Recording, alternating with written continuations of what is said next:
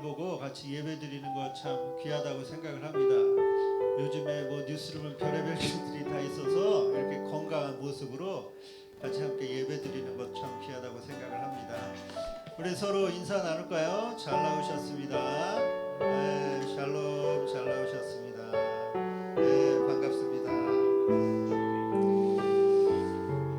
우리 조금 전에 보신 것처럼 아이들하고 오늘은 같이 율동을 하면서 찬양하려고 하고 있고요. 먼저 우리 찬양하고 조금 있다가 우리 율동하면서 같이 기쁨으로 또 찬양드리겠습니다. 찬양 중에 참 좋으신 주님, 참 감사하신 주님, 그런 고백을 찬양으로 안고 우리 같이 찬양드리겠습니다.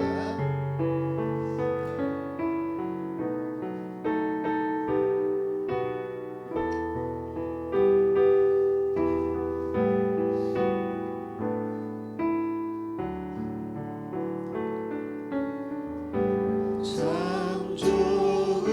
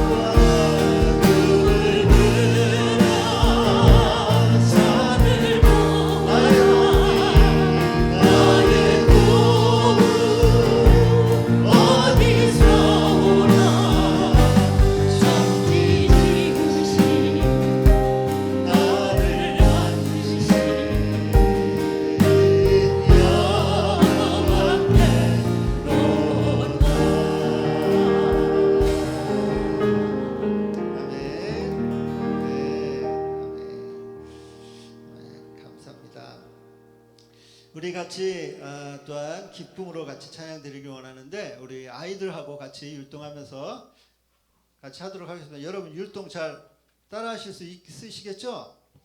네, 우리 아이들 나와주시죠. 아이들하고 함께 우리 찬양 율동하면서 하도록 하겠습니다.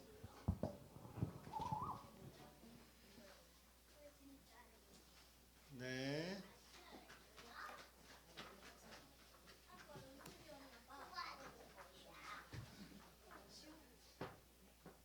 아이들 준비됐나요? 네, 알겠습니다. 자, 우리 같이 예수님의 사랑 신기하고 놀라 우리 같이 율동하시면서 같이 찬양 드리겠습니다.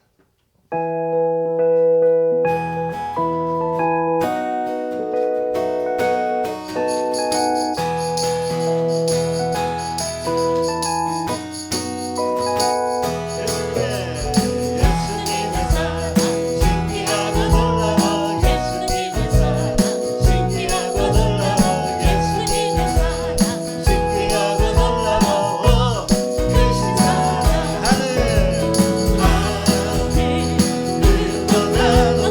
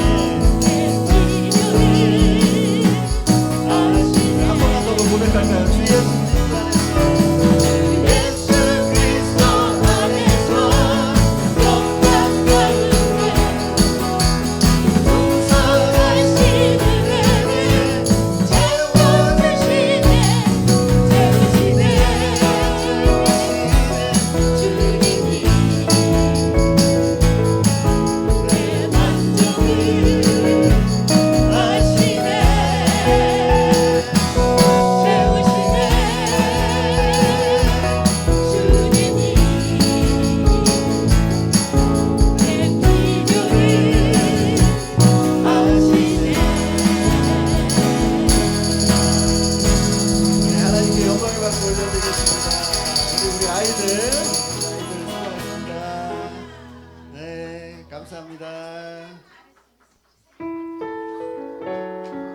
네, 감사합니다. 우리 같이 일어서서 다니엘의 기도로 더 나아가도록 하겠습니다.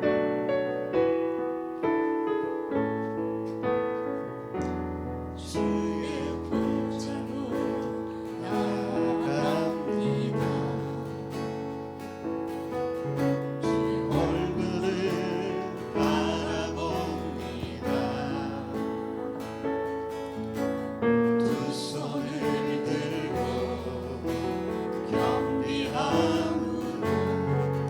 하나 되어 주께 나아갑니다. 주의 은혜에 목마릅니다.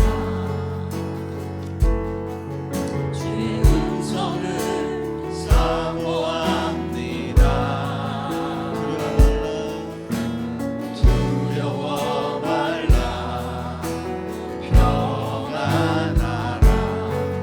강건하라. 강건하라. 하늘의 문 열어주소서. 주의 긍휼 베푸시옵소서.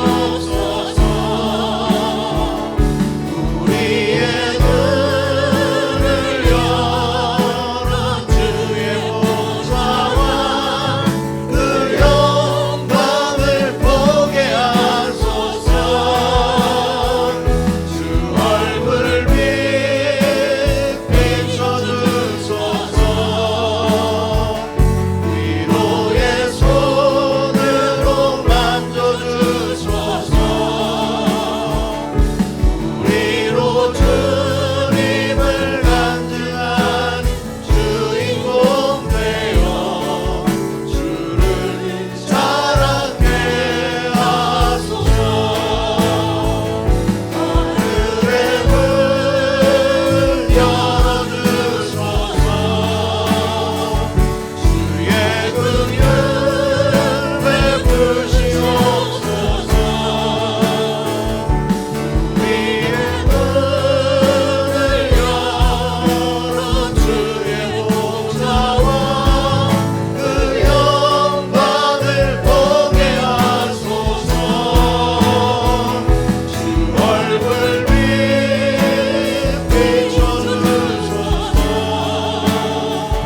위로의 손으로 만져주소서. 우리로 주님을 간증하는 주인공 되어 주를 사랑케 하소서. 영광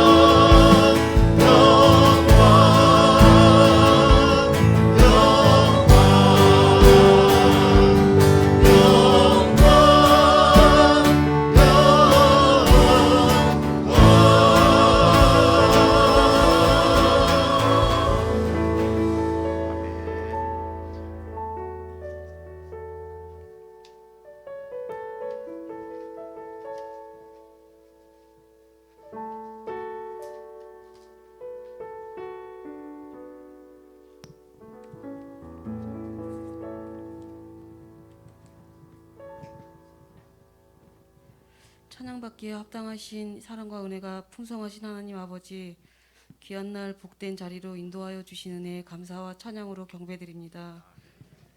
주님의 은혜가 아니면 사망의 길에 서 있을 죄인인 우리를 십자가의 사랑으로 구원하여 주신 은혜에 감사드립니다. 한 주 동안 살면서 크고 작은 일들을 겪으면서 주님께 불평하며 입술로 죄를 짓고 마음으로도 죄를 숨긴 채 살았습니다. 주님의 보혈로 깨끗이 용서하여 주시고 모든 죄를 깨끗게 하여 주시옵소서. 주님의 몸된 호산나 교회를 향하신 주님의 뜻을 우리 모두 한마음 한뜻 되게 하여 주셔서 주님의 뜻을 이뤄가는 교회 될 수 있도록 인도하여 주시옵소서. 영혼 구원을 위해 더욱 기도와 말씀으로 충만할 수 있도록 인도하여 주시옵소서. 주님의 몸된 교회를 위해 세우신 사랑하는 종 조용일 목사님 위해 기도드립니다. 주님 안에서 말씀과 사랑으로 충만케 하여 주시고 영육 간의 강건함을 허락하여 주시옵소서. 주님께서 맡기신 사명 잘 감당케 하셔서 잘했다 칭찬받는 목사님 되실 수 있도록 인도하여 주시옵소서. 주님의 영광 되게 하여 주시옵소서. 주님께 예배드리며 찬양하는 것에 자유를 허락하신 주님의 은혜에 감사드립니다. 예배드리고 싶어도 드릴 수 없는 나라들을 주님 불쌍히 여겨주시고 예수 그리스도를 믿고 예배드리는 것에 자유할 수 있도록 주님의 은혜로 하루속히 회복시켜 주시옵소서. 병든 자들을 위해 기도하게 하시고 헐벗고 가난한 자들을 위해 구제하는 모든 일들을 주님 안에서 내 이웃 사랑 실천하는 우리 모두가 될 수 있도록 주님의 은혜로 인도하여 주시옵소서. 주님께서 우리에게 보여주셨던 사랑을 온전한 헌신과 내 이웃을 내 몸과 같이 사랑하신 주님의 말씀에 순종하며 주님 나라가 확장되기를 간구하오니 인도하여 주시옵소서. 주님의 몸된 교회의 모든 행사를 주님께 맡기오니 주관하여 주시옵소서. 우리의 구원자는 오직 한 분, 거룩하신 예수 그리스도 이름으로 감사드리며 기도드립니다. 아멘.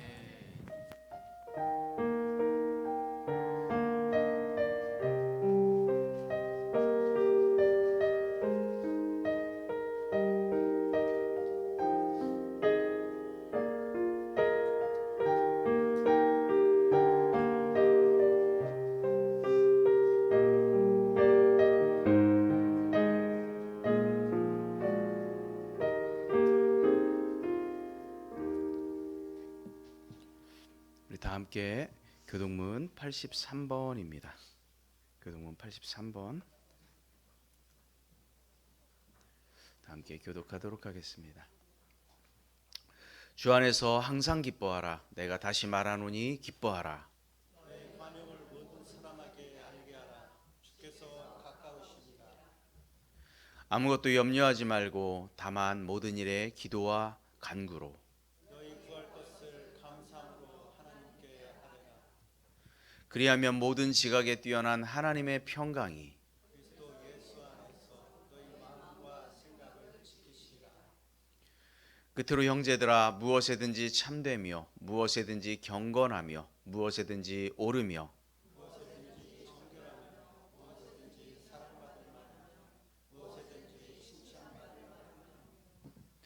무슨 덕이 있든지 무슨 기림이 있든지 이것들을 생각하라.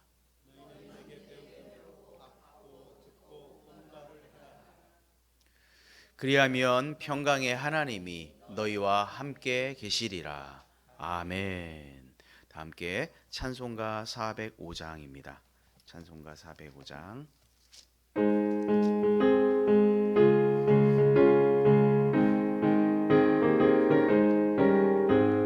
주의 친절한 팔에 안기세 우리 마음이 평안하리니 항상 기쁘고 복이 되겠네. 영원하신 팔에 안기세 주의 팔에 그 크신 팔에 안기세 주의 팔에 영원하신 팔에 안기세.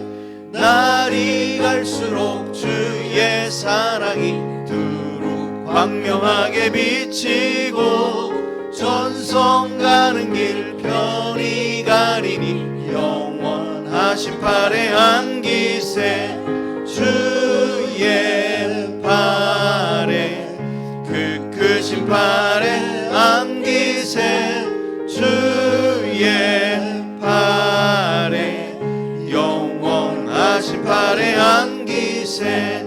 주의 보좌로 나아갈 때에 기뻐 찬미소리 외치고 겁과 두려움 없어지리니 영원하신 팔에 안기세. 아멘. 주의 팔에 그 크신 팔에 안기세 주의 팔에 영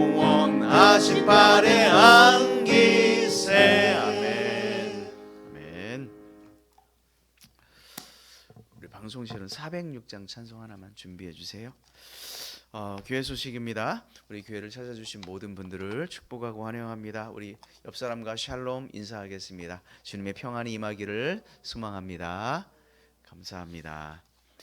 아름다운 생각이 아름다운 말을 만들고 아름다운 말이 믿음의 행동을 만들어서 우리를 형통한 사람, 행복한 사람으로 만들어 갑니다. 우리가 그런 믿음의 말, 믿음의 행동 하며 살아가길 축복합니다.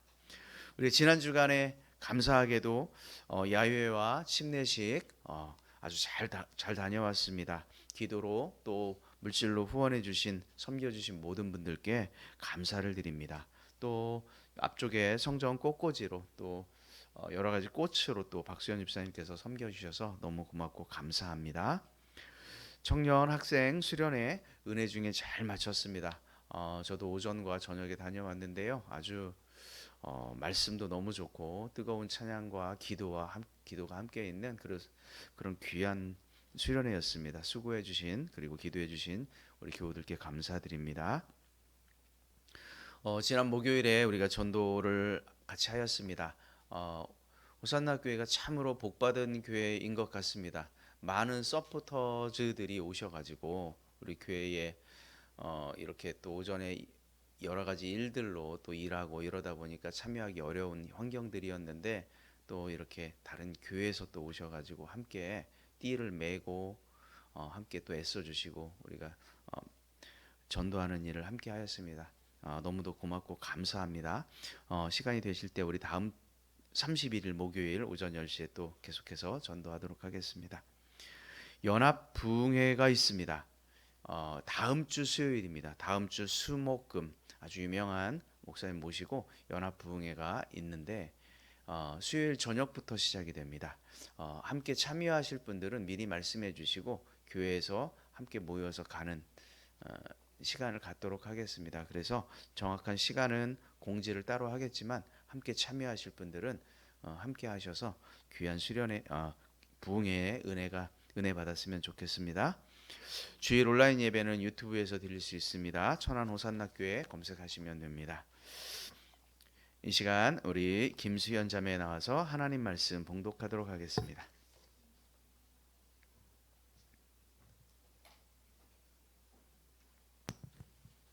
오늘의 말씀은 에베소서 1장 7절 19절 말씀입니다. 우리는 그리스도 안에서 그의 은혜에 으신 것을 속량하시고 그의 영광을 찬송하게 하려 하심이라.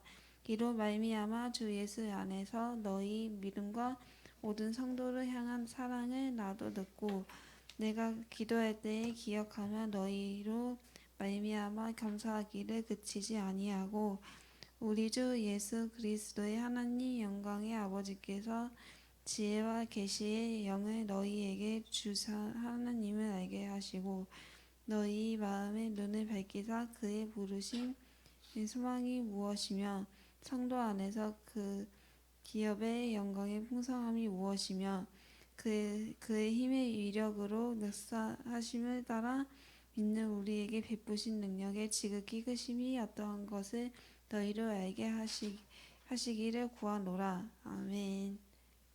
아멘. 오늘 말씀은 이제 그리스도 안에서 에베소서 1장 7절부터 19절까지 말씀입니다. 성경 참고하시면 될 것 같습니다. 이 시간 우리 찬송하도록 하겠습니다. 찬송가 406장입니다. 406장 드리면서 준비하신 예물 하나님께 드리겠습니다.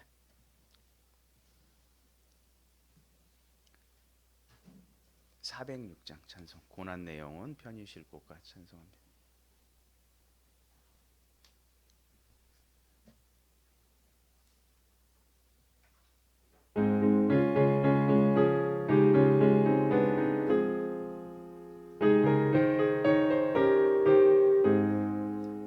고난 내 영혼 편히 쉴 곳과 음랑이 잃어도 안전한 복음 복음까지도 다스리시는 주의 영원한 팔을 지혜 주의 영원한 심판 함께 하사 항상 나를 붙드시니 어느 곳에 가든지 요동하지 않음은 주의 팔을 의지함이라.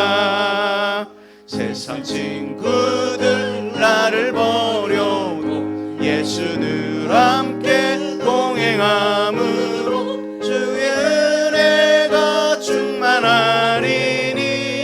주의 영원한 팔 의지해 주의 영원하신 팔 함께 하사 항상 나를 붙드시니. 어느 곳에 가든지 요동하지 않음은 주의 팔을 의지함이라. 나의 믿음이 연약해져도 미리 예비한 힘을 주시며 위태할 때도 안보하시는 주의 영원한 팔 의지해 주의 영원하신 팔 함께 하사 항상 나를 붙드시니. 어느 곳에 가든지 요동하지 않음은 주의 팔을 의지함이라. 하지 못한 것 주께 없으니 나의 일생을 주께 맡기면 나의 모든 죄 대신 지시는 주의 영원한 팔 의지해 주의 영원하신 팔 함께 하사 항상 나를 붙드시니. 어느 곳에 가든지 요동하지 않음은 주의 팔을 의지함이라. 아멘. 함께 기도합니다. 하나님 감사합니다. 오늘 우리에게 거룩하고 복된 날 허락하여 주시고 주님 앞에 나와 하나님께 우리의 신령과 진정으로 예배로 나아갈 수 있도록 은혜 베푸시니 감사합니다. 아버지 하나님, 우리 가운데 주님께서 주신 크고 놀라운 은혜에 감사하여서 주님 앞에 귀한 예물을 드렸습니다. 11조 예물로 드리고 선교원금으로 감사의 예물로 침례 감사로 주일원금으로 야유의 감사원금으로 하나님 이 드린 손길들을 주님께서 기억하여 주시고 하나님의 크고 놀라운 은혜로 늘 함께하여 주시고 동행하여 주옵소서. 이 땅을 살아갈 때 성령이 충만한 삶을 살아갈 수 있도록 하나님의 불꽃 같은 눈동자로 지켜 주옵소서. 이 예물이 쓰이는 곳곳마다 온전히 하나님 나라가 확장되는 데 귀하게 쓰임받는 예물 될 수 있도록 하나님 흠양하여 주옵소서. 감사드리며 예수님의 이름으로 기도 올리옵나이다. 아멘. 오늘 말씀을 전하기 전에 우리 지난 주간에 침례식이 있었는데요. 침례 증서와 축하하는 시간을 잠깐 갖도록 하겠습니다. 지난 주간에 우리 침례 받으신 집사님들하고 우리 찬혁이 그 다음에 수연이 자매 최명선 집사님 이렇게 앞으로 모두 나오시죠. 네, 나오시고요. 이병훈 집사님, 그 다음에 찬혁이, 이문혜 집사님, 수연 자매, 정환교 집사님, 네, 모두 앞으로 나오시고요. 네, 네.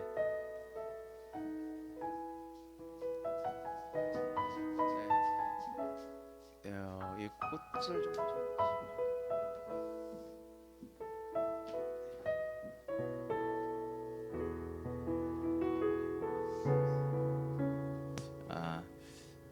먼저 정환교 집사님 먼저 드리겠습니다. 침례 증서 이름 정환교.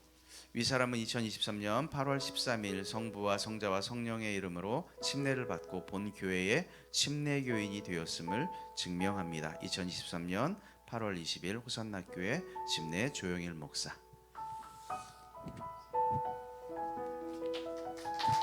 감사합니다. 네, 들어가셔도 됩니다. 네, 감사합니다. 침례 증서 이름 최명성. 내용은 이와 같습니다. 2023년 8월 20일 호산나교회 조영일 목사.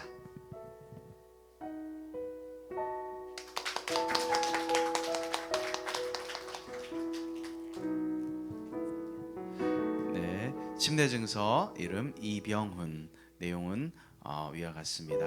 호산나 교회 조영일 목사.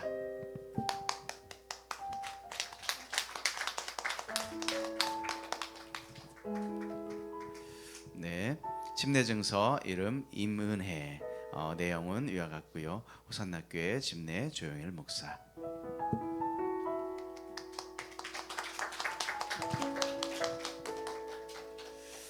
네, 집례증서 이름 김수연. 내용은 위와 같고 2023년 8월 20일 호산나 교회 조영일 목사.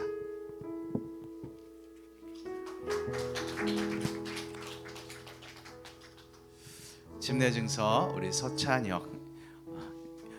내용은 이와 같고 23년 8월 20일 호산나 교회 조영일 목사.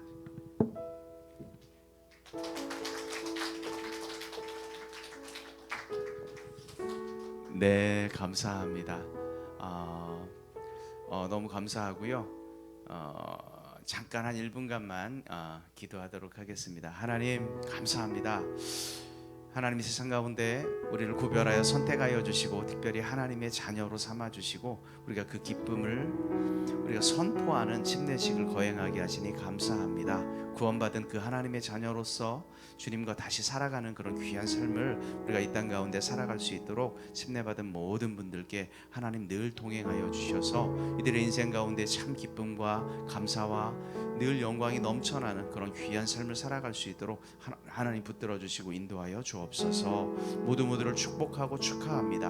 하나님 늘 이들의 인생 가운데 하나님의 은혜가 넘치게 하여 주옵소서. 감사드리며 예수님의 이름으로 기도하옵나이다. 아멘.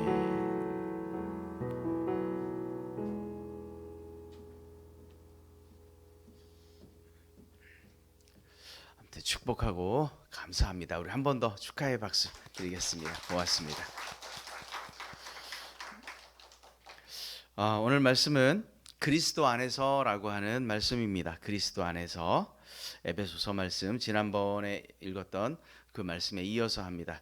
지난 주간에 우리가 바울이 하나님을 찬송할 수밖에 없었던 그 이유에 대해서 나누었습니다. 자기 몸은 비록 감옥에 있었지만 누구보다 그는 감옥에 갇혀 있었음에도 불구하고 누구보다 자유로운 삶을 살아갑니다. 좌절하고 실망하고 원망하기보다는 오히려 그 환경을 뛰어넘는 감사와 찬송을 불렀던 그 바울의 모습을 우리는 보았습니다. 어떻게 그것이 가능하였을까요? 바울은 자신이 예수님의 핏값으로 사신 바 된 예수님짜리라고 하는 그런 귀한 인생이라고 하는 것을 깨달았기 때문입니다. 그래서 예수님짜리에게 주어지는 그 복이 무엇인지 사도 바울은 알았어요. 그에게 주어진 복이 그저 세상 차원의 그런 복이 아니라 하나님 차원에서 주어지는 하늘의 신령한 복이라고 하는 이 사실을 깨달았던 바울은 감옥에서도 찬송하리로다 하나님 그렇게 외치며 살아갈 수 있었던 것이죠. 사랑하는 교회 여러분 어떻습니까? 한 주간의 삶은 어떠셨습니까? 여러분들은 찬송하는 삶을 사셨습니까? 묵묵부답인 걸 보니 어떠셨어요? 여러분 찬송하는 삶을 사셨어요? 네, 감사해요. 말씀대로 우리가 정말 그렇게 살아낼 수 있다면 그것이 우리에게 능력이 되고 힘이 될 줄로 믿습니다. 사실 우리가 찬송하고 싶어도 찬송할 수 없는 그런 우리 주변의 일들이 얼마나 많이 발생하는지 모르겠습니다. 모든 일들이 내가 원하는 대로 그렇게 잘 풀려가던가요? 사실 그렇지 않지요. 힘들고 지친 삶이 우리 삶 속의 연속입니다. 인생을 살아봐도 내 맘대로 되지 않고 오히려 원하지 않는 일들이 우리 일상에 늘 존재합니다. 하지만 어떻게 우리가 찬송하며 살아갈 수 있겠습니까? 예수님짜리 인생을 우리도 확실하게 믿는 거지요. 그래서 믿음으로 세상의 어떤 일들을 두려워하는 것이 아니라 우리 영혼에 그 복 주시는 그 신령한 복이 우리에게 임했음을 우리가 분명하게 깨닫고 나아간다면 우리 또한 찬송하는 인생으로 살아가게 될 줄로 믿습니다. 여러분 신령한 복이 무엇인지 분명하게 깨닫고 기쁨과 감사와 소망으로 주님 주시는 그 능력으로 하나님을 찬송하는 그런 모든 인생도 되기를 주의 이름으로 축원합니다. 자, 오늘은요 그 신령한 복의 그 내용, 그 신령한 복의 그 내용이 무엇이 있을까에 대해서 한 가지를 나누려고 합니다. 가장 중요한 것입니다. 가장 중요한 것. 그 선물 보따리, 신령한 복의 복다리 안에 과연 무엇이 들어있는지 그것을 한 가지 나누고 마치려고 합니다. 오늘 첫 번째 그 복 안에 들어있는 가장 중요한 핵심의 메시지는 이것입니다. 함께 같이 보겠습니다. 첫째, 다 같이 시작. 그리스도 안에서. 네. 우리 옆 사람과 한 번 더 인사하겠습니다. 당신은 그리스도 안에 있는 자매님입니다. 아니면 그리스도 안에 있는 집사님입니다. 이렇게 한번 인사해 볼까요?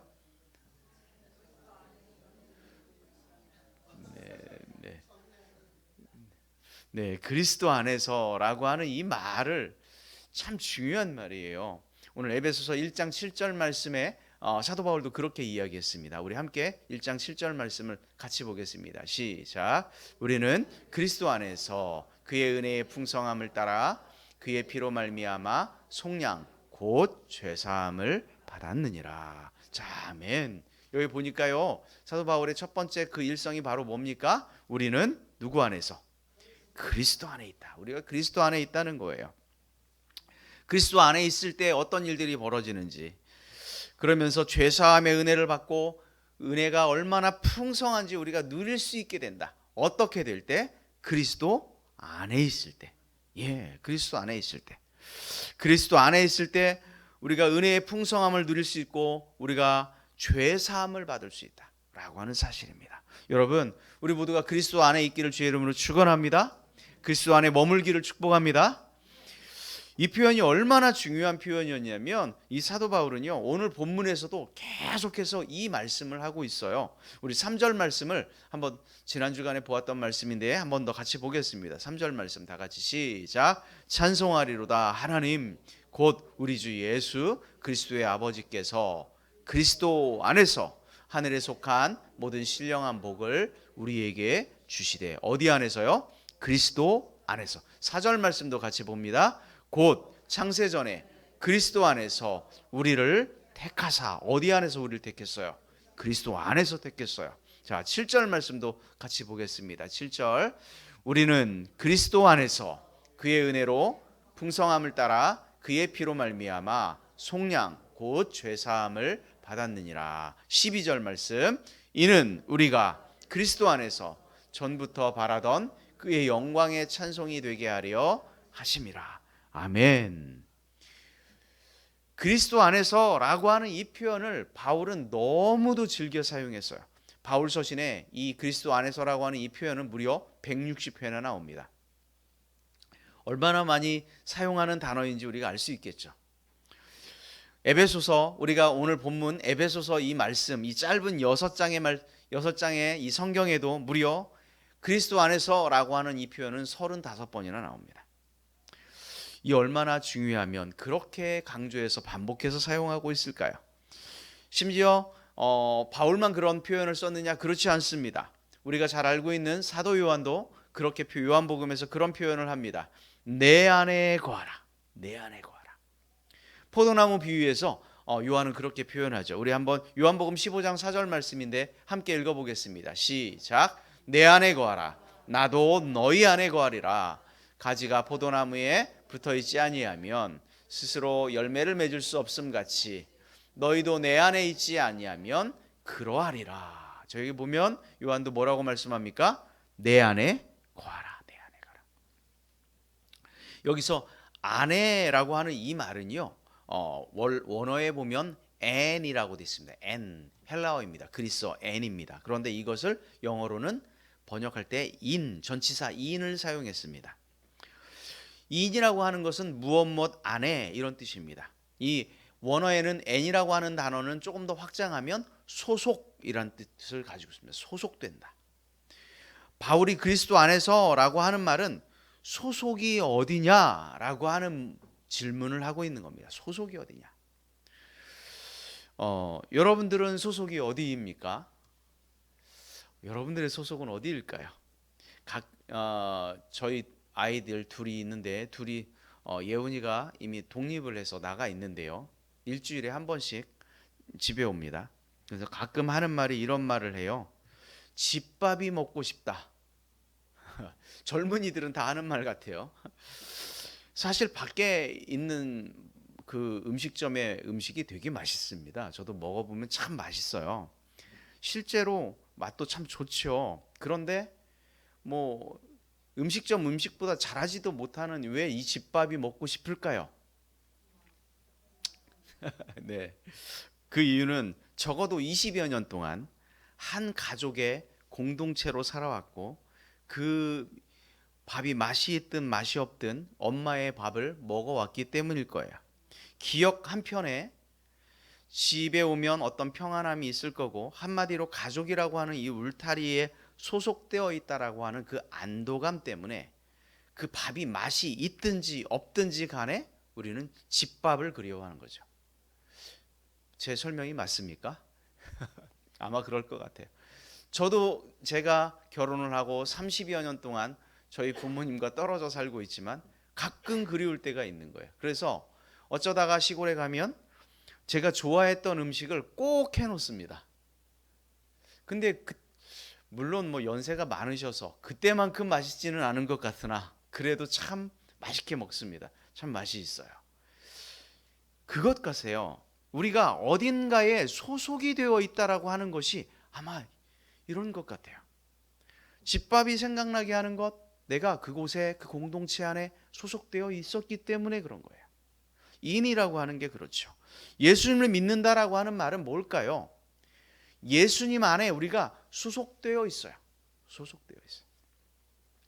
그리스도 안에 들어왔다는 말은 그리스도 밖에 소속에서 그리스도 안의 소속으로 옮겨졌다, 이런 말입니다. 그 말은 조금 더 신학적으로 이야기하면 우리의 신분이 바뀌었다라고 하는 말입니다.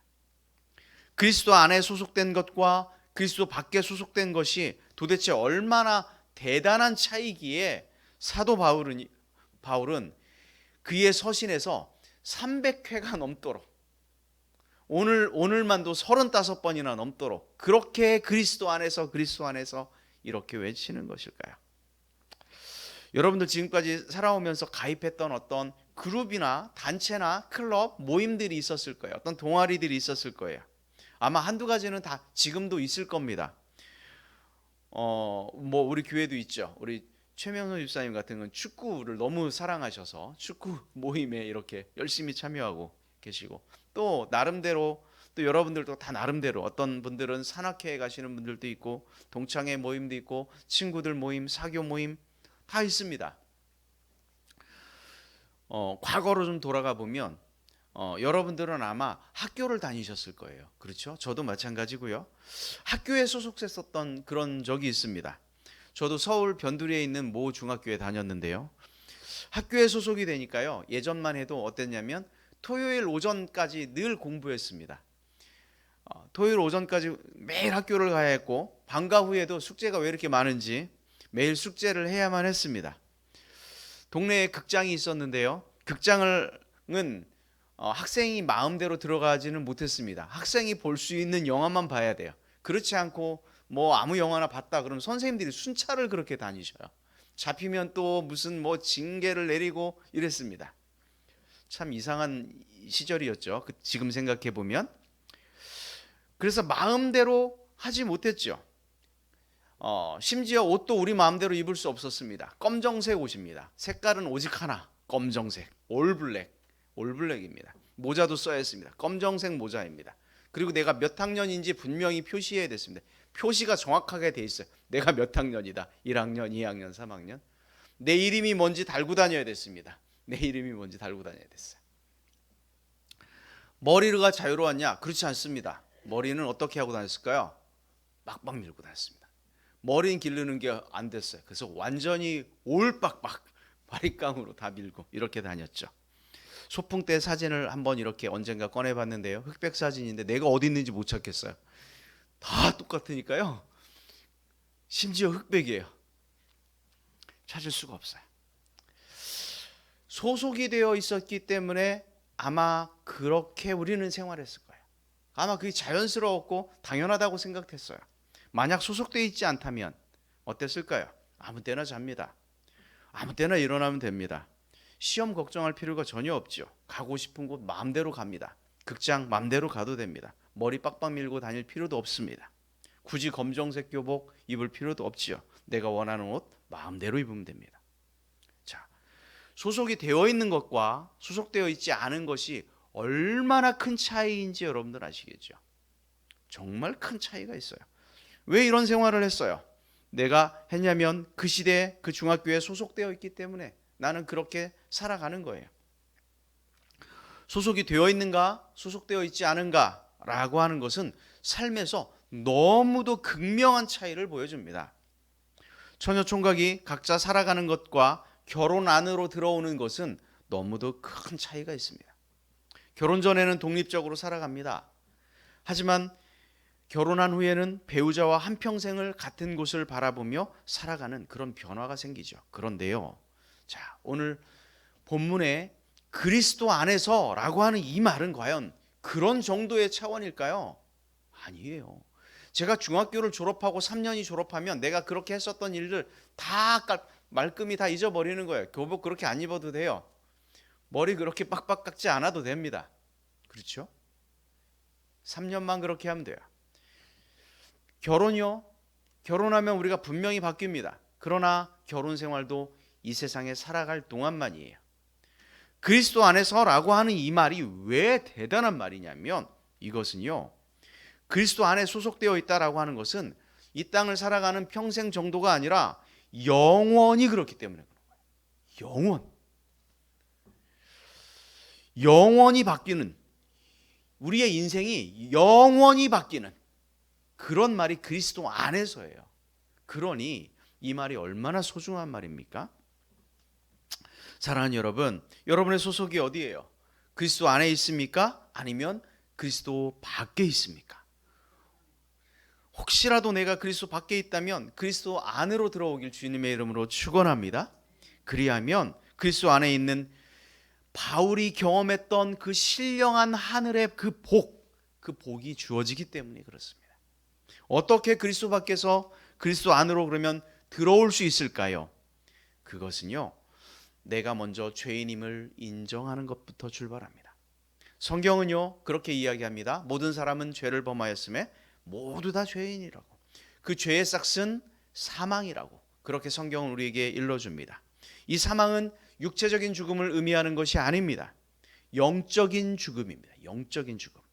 하나님과 우린 영적인 교류를 하며 살아가도록 이 땅에 창조되었고 그렇게 살아가는 존재였는데 하나님과 영적인 이 교류가, 관계가 끊어져 버린 것, 이것을 뭐라고 말하냐면 사망. 이 사망은 왜 왔습니까? 죄 때문에 왔어요. 그러니까 우리가 그리스도 안으로 들어오는 첫 번째 단계는 바로 뭐냐면 내가 죄인입니다 라고 하는 이 사실을 자각하는 겁니다. 그리고 인정하는 거죠. 아담이 죄를 범한 이후에 인류는 모두 죄에서 벗어날 수 없는 그런 존재가 되었죠. 그래서 모든 인간의 죄와 사망의 법 아래 놓이게 되었는데 이것을 인정하는 것, 이것이 나는 죄인입니다. 그러나 하나님께서는 우리를 너무도 사랑하셔서 이 죄의 법 아래에서 우리를 두실 수 없었습니다. 너무 가슴 아픈 거죠. 내가 사랑하는 그 자녀들이, 내가 사랑하는 그 백성들이 죄의 법 아래에 눌려 있는 것을 하나님은 결코 용납할 수 없었어요. 그렇게 두실 수가 없었어요. 그래서 어떻게 하셨습니까? 당신의 가장 사랑하는 아들 예수 그리스도를 이 땅에 보내셔서 심지어 십자가라고 하는 그 죽음의 형틀에 내어주셨어요. 그래서 우리의 그 죄값을, 우리의 죄를 대신 지시고 십자가를 지시고 하나님과 이 관계를 다시 회복하기 위하셔서 당신 스스로 화목제물이 되셨죠. 그래서 하나님과의 관계를 회복할 수 있는 그 길을 다시 열어놓으셨어요. 자, 그렇다면 우리가 해야 할 일은 무엇입니까? 그 길을 다시 열어라, 이렇게 어려운 일을 우리에게 시키는 것이 아니에요. 당신 십자가에 죽어서 그 하나님과의 관계, 끊어진 관계를 회복해라, 이렇게 우리한테 지금 시키고 있는 게 아니에요. 우리에게는 아주 쉽고 간단한 일을 시키셨어요. 이 사실을, 내가 죄인이며 예수 그리스도로 말미암아 하나님과의 이 끊어진 관계를 다시 회복할 수 있습니다. 예수님이 나의 구주와 주인입니다. 우리는 그 사실을 믿고 시인하고 고백하면 됩니다. 우리가 할 일은 이것뿐이에요. 그러면 우리는 어떻게 됩니까? 누구 안으로 들어오게 돼요? 그리스도 안으로 우리가 들어오는 거예요. 가입비를 내라는 것도 아니에요. 뭐 입장료를 내라 이런 의미가 아닙니다. 그냥 그 사실을 믿고 고백하면 끊어졌던 그 하나님과의 관계가 회복되는 줄 믿습니다. 여러분, 예수님을 나의 구주와 내 삶의 주인으로 인정하시고 믿으십니까? 그렇다면 여러분들 모두 그리스도 안에 있는 한 형제요 한 자매들입니다. 아마 각각 다 다를 거예요. 어떤 사람들은 그리스도 안에 들어온 그 시간들이 분명히 다를 겁니다. 베드로는 아마 20대 때, 2000년 전 20대 때 후반에 그리스도 밖에서 그리스도 안으로 들어왔습니다. 사도 바울은 30대 중반에 유명한 전도자 빌리 그레함은 1930년대에 그리스도 밖에서 그리스도 안으로 들어왔습니다. 감리교회 창시자였던 존 웨슬레 18세기에 그리스도 밖에서 그리스도 안으로 들어옵니다. 손양원 목사님은 1910년대에 그리스도 밖에서 그리스도 안으로 들어왔습니다. 여러분은 언제 들어오셨습니까? 여러분은 언제 그리스도 밖에 있다가 그리스도 안으로 들어오셨을까요? 어떤 사람은 10대에, 어떤 사람은 20대, 또 어떤 사람은 60대, 70대에, 어떤 사람은 2023년 아니면 지금. 중요한 것은 각각의 시간은 다 달라도 그리스도 안에 들어온 모든 사람들은 그리스도 안에서 한 공동 운명체가 된다는 거예요. 사도 바울과 우리는 한 공동 운명체가 된 거예요. 베드로와 여러분은 한 공동 운명체가 된 것입니다. 어떤 은혜가 한 공동 운명체라고 하는 사실은 그 결과가 같다라고 하는 거야. 우리에게 주어지는 그 결과가 같다, 이 말입니다. 에베소서 1장 5절 말씀에 보니까요, 한 운명 공동체가 된 그리스도 안에 있는 사람들에게 어떤 것이 주어졌는지 기록하고 있습니다. 함께 보겠습니다. 에베소서 1장 5절 다 같이 시작. 그 기쁘신 뜻대로 우리를 예정하사 예수 그리스도로 말미암아 자기의 아들들이 되게 하셨다. 뭐가 되게 하셨다고요? 아들들이 되게 하셨다. 딸들 되신 분들은 서운해하지 마십시오. 여기서 아들들이라고 하는 거는 하나님의 자녀들을 의미하는 거예요. 자기의 아들들이 되게 하셨다. 원래는 이스라엘 백성이 아닌 이방인들은 아들들이 아니었어요. 하나님 편에서 이방인이었죠. 그런데 그리스도 안에 소속된 사람들은 누구나 다 같이 어떻게 삼겠다? 아들들이 되게 하겠다. 원래 하나님의 아들은 누구밖에 없습니까? 예수님밖에 없지요. 그런데 여러분들이 하나님의 아들들, 딸이 되게 하겠다. 베드로도 마찬가지, 저와 여러분도 마찬가지입니다. 사도 바울도 마찬가지, 손양원 목사님 마찬가지, 빌리 그레함 목사님 다 마찬가지예요. 다 우리는 한 공동체의 한 운명으로 묶여져 있다라고 하는 이 사실입니다. 그것은 바로 뭐냐면 우리가 아들이 된다는 거예요. 하나님의 아들이 된다. 법적으로 양자가 된다는 거죠. 양자가 되었다라고 하는 말은 어떤 것을 의미합니까? 그 아버지로부터 모든 것들을 어떻게 받는다?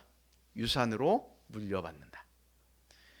그 유산으로 물려받는 그것을 사도 바울은 뭐라고 표현했냐? 하늘의 신령한 복, 이렇게 표현했어요.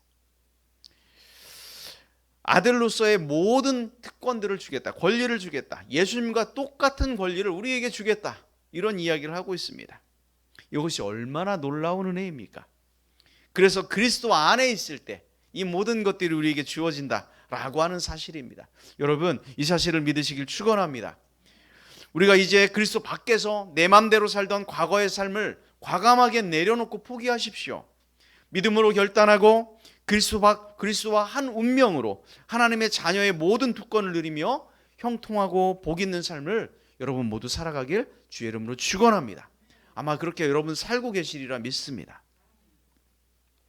우리가 그리스도 안에 소속된 공동체로 하늘의 신령한 복을 받아서 하나님의 자녀가 되었다면 바울이 그걸 알았기 때문에 바울이 느긋하게 감옥 안에서도 찬송하리로다 하나님, 그렇게 하나님께 찬송할 수 있었던 것입니다. 그러므로 신령한 복을 주시는 그분, 그 큰 은혜를 우리가 누리며 살아가길 주의 이름으로 축원합니다. 자, 그렇다면 생각해야 할 것이 하나 있습니다. 예수 그리스도 안에서 풍성한 은혜를 누리며 우리가 살아가길 원한다면 그 풍성한 은혜를 주신 그분이 과연 어떤 분인지 우리는 알아야 돼요. 그렇지 않습니까? 대충 알면 그리스도 안에 내가 있다라고 하는 것 자체가 실감나지 않습니다.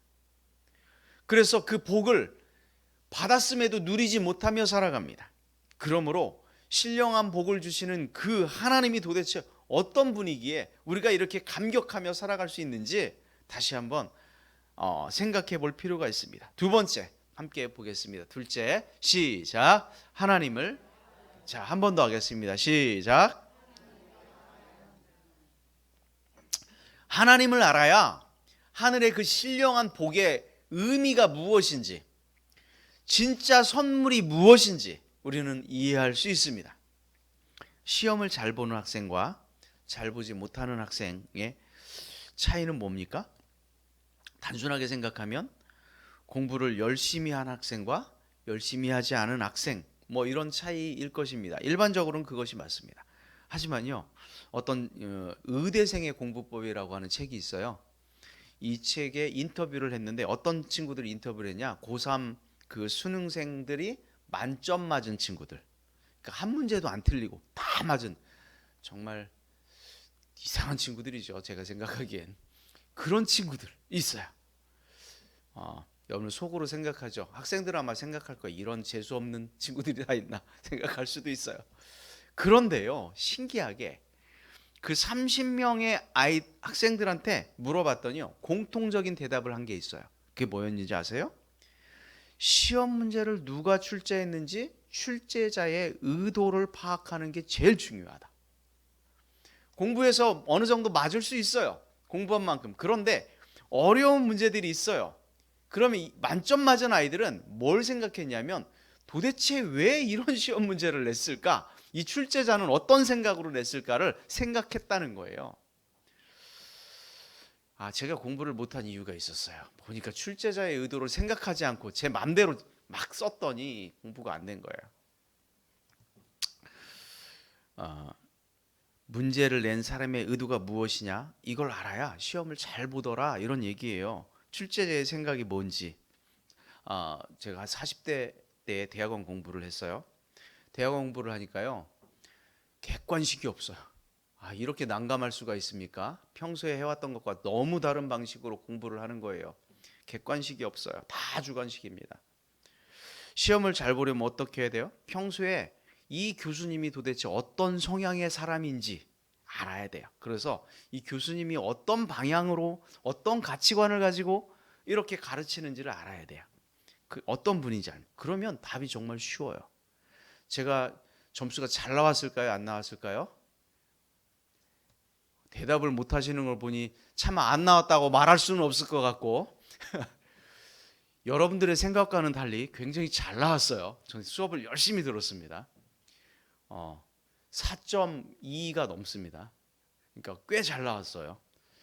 10점 만점이라고 생각하면 안 됩니다. 4.5가 만점이에요.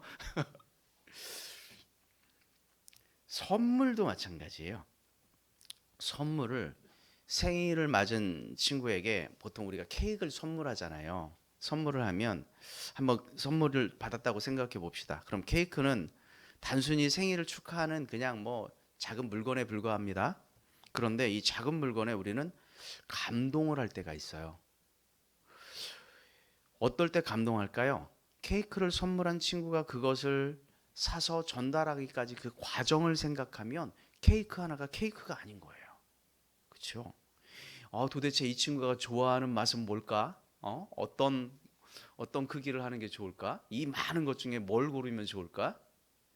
일부러 매장을 가서 고르는 거예요. 그리고 돈을 지불하는 거예요. 고민해서 그 케이크 하나에 이 친구의 마음이 담겨 있죠. 눈으로 케이크를 보지만 이 케이크를 받은 사람은 실제로 그 케이크를 보면서 뭘 봅니까? 친구의 마음을 보죠. 그렇게 되면 이 작은 케이크 하나로도 이 사람은 감동을 받아요. 케이크 때문이 아니라 그 사람의 마음 때문이죠. 믿음의 과정도 동일합니다. 하나님께서 우리에게 뭘 주셨냐면 너희들은 그리스도 안에 있어 라고 하는 선물을 주셨어요. 너희들은 그리스도 안에 있어. 굉장히 놀라운 선물인데요. 아마 하나님께서 그랬겠죠. 내가 창조한 이 사랑하는 자들이 이 자녀들에게 뭘 주면 가장 좋아할까? 뭘 주면 제일 좋아할까? 고민하지 않았을까요? 우리가 이 과정을 알면 그리스도 안에서라고 하는 이 사실이 얼마나 큰 것인지 알게 돼요. 온 마음을 다해서 가장 선한 것으로, 아마 하나님께서는 그리스도 안에 있는 게 가장 좋은 일이야 라고 우리에게 선물을 주셨는데요, 아이러니하게도 그 과정을 이해하지 못한 성도들은 그리스도 안에 들어봐야 아무런 감동이 없어요. 케이크 2, 3만 원짜리 그냥 어이구 뭐 친구 생각 안 하고 받는 것하고 똑같은 거예요. 시큰둥하죠. 뭐 그런가 보다. 뭐 교회 오면 그냥 듣기 좋으라고 하는 말인가 보다. 이렇게 생각하죠. 그리스도 안에 거하는 것이 진짜 신령한 하늘의 복이라는 것을 정확하게 알려면 어떻게 합니까? 이 선물을 주시는 누구를 알아야 돼요? 하나님. 그 하나님의 마음이 어떤지. 선물을 주신 분, 하나님을 분명하게 알 때 우리가 그리스도 안에 거한다는 이 사실이 정말 우리에게 참된 복이 되고 우리가 그 그리스도 안에서 참된 신령한 복을 누릴 수 있게 되는 거예요. 우리가 그리스도 안에 들어왔지만 사실 여러분 하나님을 잘 압니까? 교회 1년, 2년, 10년, 30년, 50년 다녔지만 여러분 하나님이 어떤 분인지 잘 아십니까? 은혜가 진짜 은혜가 되려면, 복이 진정한 복이 되려면 반드시 하나님을 제대로 알아야 됩니다. 그 선물이 우리에게 전달되기까지 어떤 과정이 있었는지, 어떤 하나님의 눈물이 있었는지, 우리를 향한 하나님의 마음이 어떠했는지, 그것을 정확하게 알면 하늘의 그 은혜를 감격하며 우리는 경험하게 될 거예요. 그래야 우리가 이 시간에 예배에 나와서 드리는 예배가 매주 드리는 것이 아니라 그 감격이, 감동이 오는 거예요. 그렇지 않아요? 우리가 찬양하지요. 찬양팀만 찬양합니까? 회중들은 찬양 안 하나요? 그 찬양이 내 찬양이 되는 거예요. 그래야 우리가 드리는 기도가 진짜 기도가 됩니다. 진정으로 감동하고 감격할 수 있습니다. 어려운 일을 당하여도, 답답한 일을 당하여도 바울이 그랬던 것처럼 그걸 알고 나니까 하나님을 찬송하는 거예요. 우리가 먼저 하나님을 알아야 하죠. 사랑하는 여러분, 우리가 그리스도 안에 들어왔다면 신령한 하늘의 복을 주시는 그 하나님 알아가길 주의 이름으로 축원합니다.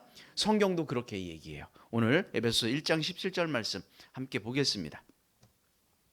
다 같이 시작. 우리 주 예수 그리스도의 하나님, 영광의 아버지께서 지혜와 계시의 영을 너희에게 주사 누구를 알게 하시고 하나님을 알게 하시고, 그리고 이어서 19절에 바울은 또 그렇게 기도했어요. 이렇게 기도했습니다. 한번 19절 말씀 시작. 그의 힘의 위력으로 역사하심을 따라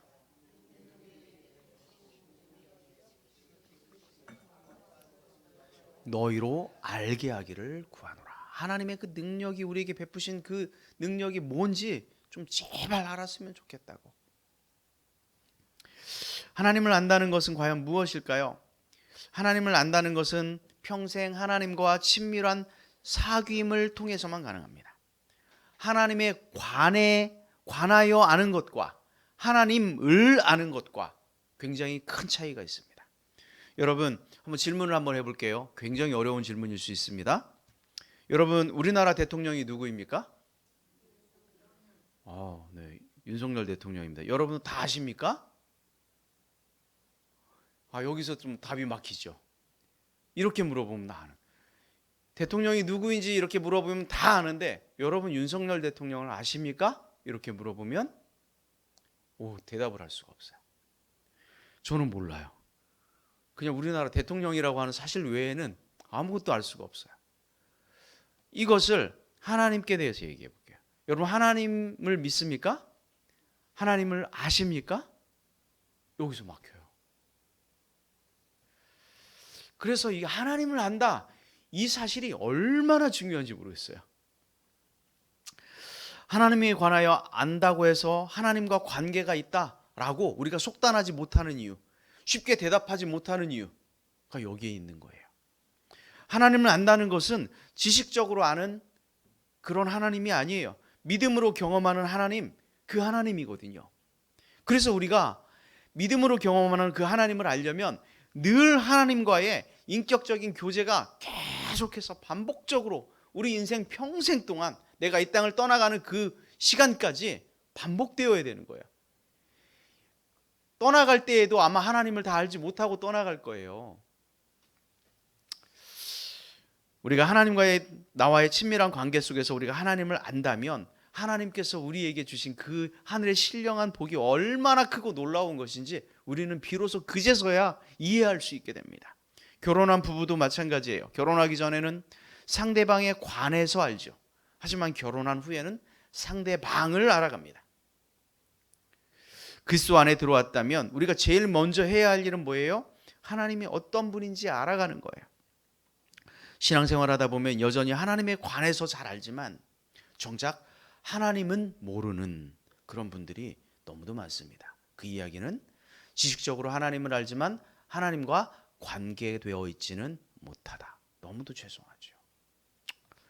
하나님을 알려면 어떻게 해야 할까요? 17절 말씀을 다 같이 한번 같이 보겠습니다. 17절 다 같이 시작. 우리 주 예수 그리스도의 하나님 영광의 아버지께서 지혜와 계시의 영을 너희에게 주사 하나님을 알게 하시고, 하나님을 알게 하시는데 뭘 먼저 주신다고 얘기했어요? 지혜와 계시의 영을 우리에게 주셨다.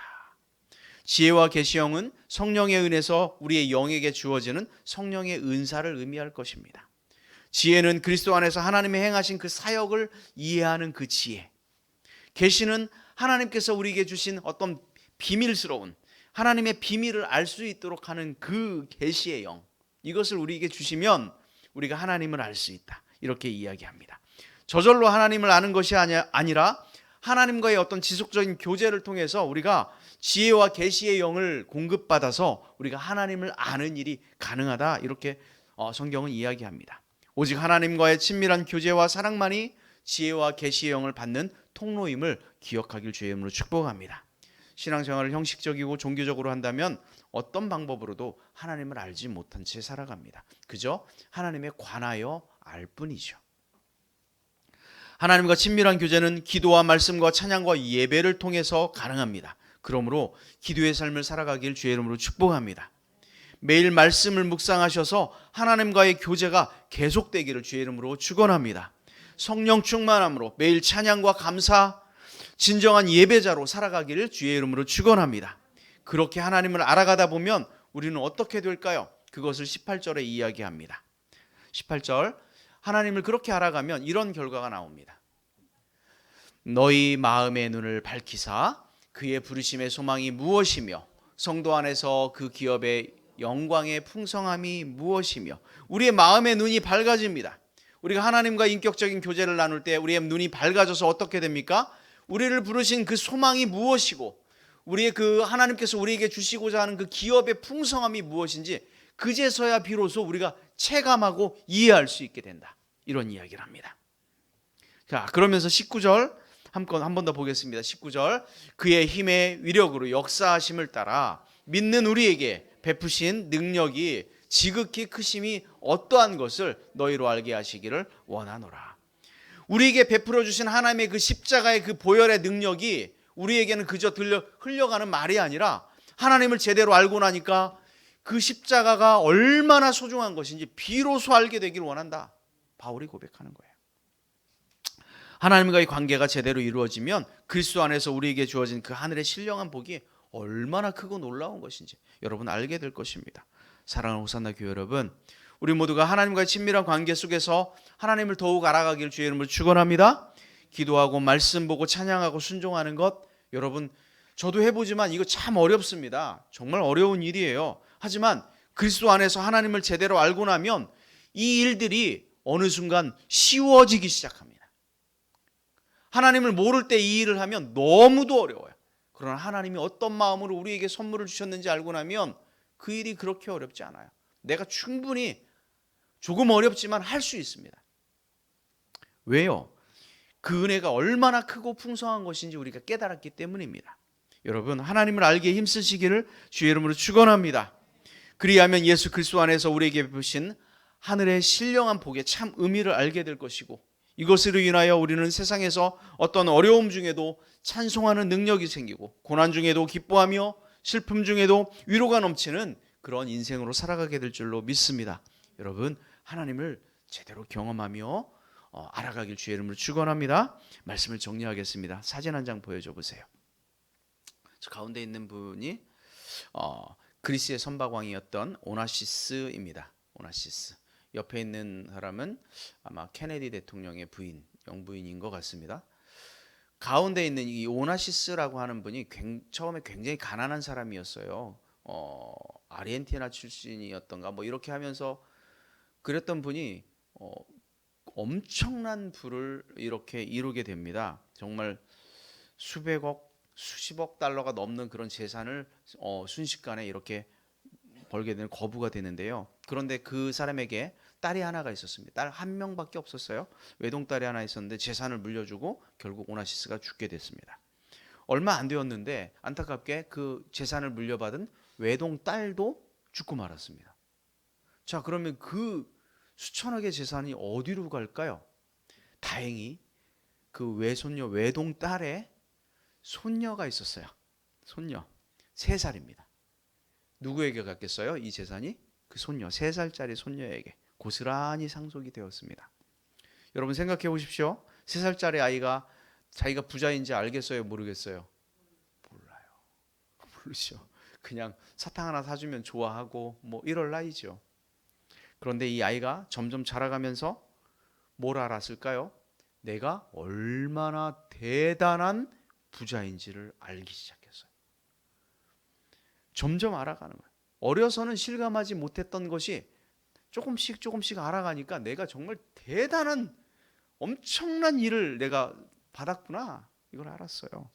세월이 지나갈수록 돈의 가치를 알수록 자신이 얼마나 많은 것을 받았는지 비로소 알게 되죠. 그런데 그녀가 깨달았던 것은 뭐냐면, 더 중요한 것은 내가 그 오나시스의 손녀다라고 하는 이 사실입니다. 내가 그렇게 대단하게 일구어 놓았던 사람의 내가 자손이고 자녀다, 핏줄이다, 내가 그분 안에 있다라고 하는 사실을 알았다는 사실이에요. 그 자긍심이 알면 알수록 자신에게 있는 그 기업의 풍성함이 얼마나 큰 것이고 내가 누릴 수 있는 것이 얼마나 많은지를 그 어린 소녀가 알았지요. 자신이 수십억 달러짜리라고 하는 그 사실을 알았죠. 여러분 어떻습니까? 여러분 그렇다면 여러분들은 얼마짜리 인생일까요? 수십억 달러짜리의 인생이 아니라 예수님짜리, 하나님짜리의 인생인 줄 믿습니다. 여러분 이것을 확실하게 알아야 됩니다. 그렇다면 세상을 살아갈 때 무엇이 우리를 그렇게 두렵게 하겠습니까? 오나시스의 손녀가 돈을 걱정하면서 살아가겠습니까? 그렇지 않죠. 하나님의 아들, 딸로 이 세상에서 무엇을 걱정하며 두려워해야 할까요? 환경을 바라보지 않고 하나님께서 우리에게 주신 엄청난 그 기업의 영광, 그 풍성함에 우리의 시선을 맞추길 주의 이름으로 축복합니다. 그리하면 어느 순간 세상의 모든 염려와 근심과 걱정이 나의 마음에서 사라지는 것을 경험하게 될 것입니다. 그리고 그 안에 오히려 주님으로 인한 평안함과 담대함이 있을 줄로 믿습니다. 그렇게 되기 위해서 우리의 눈을 주님께로 돌리길 주의 이름으로 축원합니다. 세상에 썩어질 것에 우리의 온 마음을 쏟는 것이 아니라 영원하신 하나님 나라에 우리의 눈을 돌리길 주의 이름으로 축원합니다. 여러분 그리스도 안에 소속된 정말 소중한 여러분들 한 분 한 분들은 예수님짜리 하나님짜리 인생들입니다. 우리에게 이미 하나님 나라에 소속된 사람들입니다. 그러므로 세상을 살아갈 때 주님 주시는 그 힘과 능력으로 세상에서 승리하며 거룩한 그리스도인답게 살아가길 주의 이름으로 축원합니다. 그리스도 안에 소속된 우리들은 하나님의 자녀들이기 때문에 그 우리에게 선물을 베푸셨던 그 하나님을 더욱 알아가기를 주의 이름으로 축원합니다. 우리의 시간과 힘과 정성을 다하여 하나님을 알아가는데 더욱더 힘쓰시길 주의 이름으로 축복합니다. 여러분 모두는 그리스도 예수 안에 소속된 하나님 나라의 백성들, 하나님 나라의 자녀들입니다. 하나님 주시는 힘과 능력으로 세상에서 승리하며 살아가길 주의 이름으로 축원합니다. 아멘. 함께 자리에 일어나셔서 찬송하고 예배 마치도록 하겠습니다. 나의 안에 거하라. 나는 내 하나님이니 모든 환난 가운데 너를 지키는 자라. 두려워하지 말라. 내가 널 도와주리니 놀라지 말라. 내 손 잡아주리라. 나의 안에 거하라. 내가 너를 지명하여 불렀고 너는 내 것이라. 내 것이라. 이 시간 함께 가사를 생각하면서 찬양합니다.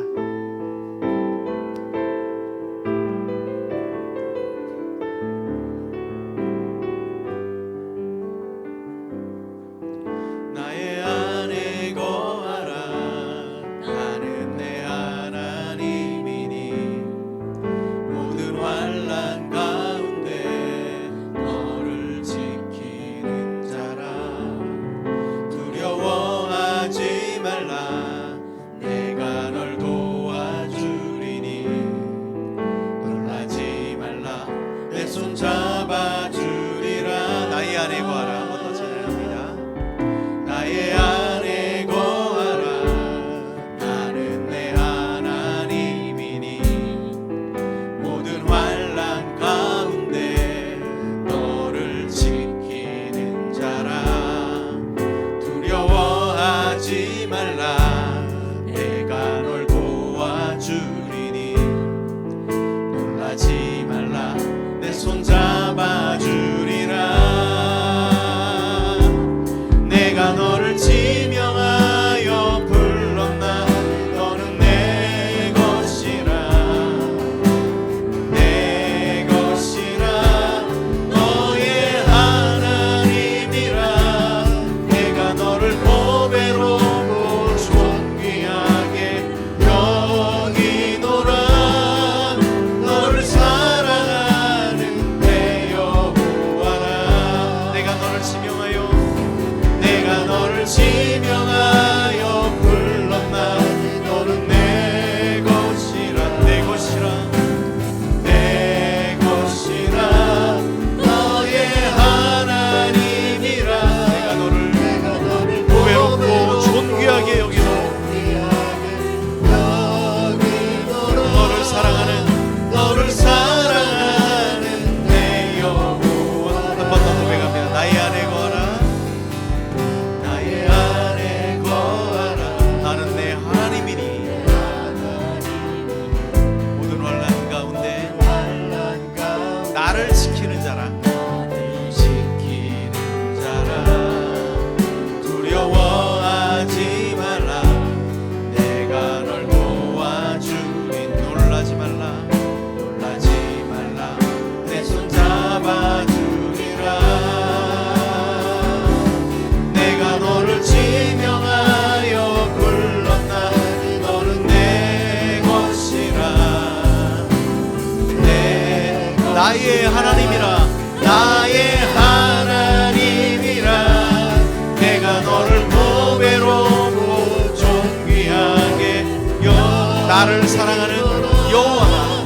나를 사랑하는 내가 너를 지명하여 불렀나니. 내가 너를 지명하여 불렀나. 너는 내 것이라. 내 것이라. 너의 하나님이라. 내가 너를 보배롭고 존귀하게 여기노라.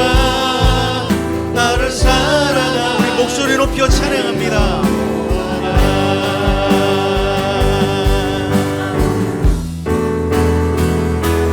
내가 너를 지명하여 불렀나니. 너는 내 것이라. 내 것이라. 내 것이라. 나의 하나님이라. 하나님이라. 내가 너를 보배롭고 존귀하게 나를 사랑하는 내 여호와라. 나를 사랑하는 내 여호와. 한 번 더 고백하면 내가 너를 지명하여 불렀나니. 너는 내 것이라. 내 것이라.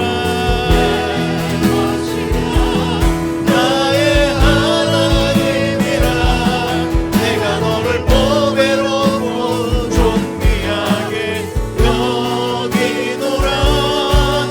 나를 사랑하는 내 여호와라. 시간 함께 기도하겠습니다. 하나님, 우리가 하나님 안에 거하는 삶을 살아가게 하여 주옵소서. 어디에 속한 사람들입니까? 아직도 세상에 속하였다면 주께로 나아오게 하여 주옵소서.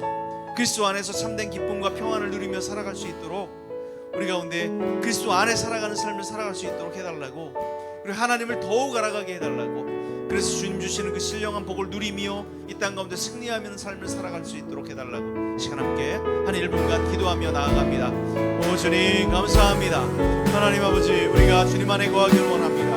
우리가 그리스도 안에 거하기를 소망합니다. 아버지 하나님, 주님께서 우리에게 주시는 놀랍고 신령한 복이 무엇인지 알게 하여 주옵소서. 우리가 이것을 분명히 알았다면 세상에 주는 모든 환난과 어려움 가운데 두려워하지 않으면 놀라지 않을 수 있을 것입니다. 우리 하나님을 기뻐하며 찬양하며 나아갈 수 있을 줄 믿습니다.